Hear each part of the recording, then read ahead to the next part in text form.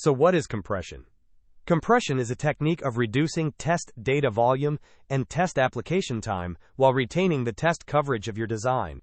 Inserting the compression logic requires ATPG capabilities and compression logic to insert on the input and output side of the design. Again, it adds the decompression logic at the scan input side, and at the scan output side, it adds the compressor. Now, the question is, why you need to go for compression logic insertion? When integrated circuit size grows, in today's scenarios, the ATPG vector takes up lots of ATE memory and test time. Along with this, there is an increase in the number of test patterns.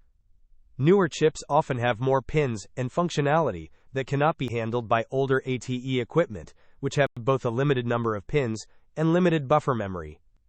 Also, traditional ATE tools might not have enough test pins available to take care of the current pin equipment, and test cost also increases due to all these factors. So what is the solution? You can use certain ways to take care of runtime and data volume, like increase the number of the scan chains, but it may increase the pin needed. Another solution is to increase the frequency of shifting patterns, but it may increase test power. You can reduce the number of patterns, but it impacts the test coverage. You can try signature-based output verification, and again, they are hard to diagnose.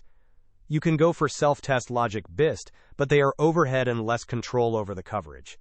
So what is the best solution that you can use? Yes, by using test compression, we can reduce the ATE test times and test data volume without compromising the design's test coverage. So by using test compression, you can reduce the ATE test times and test data volume without compromising the design's test coverage. Here we are showing the basic architecture of a test compression logic. Inserting compression logic involves adding a decompressor and compressor. The tool can insert a broadcast scan and an optional XOR-based test input spreader for test data decompression.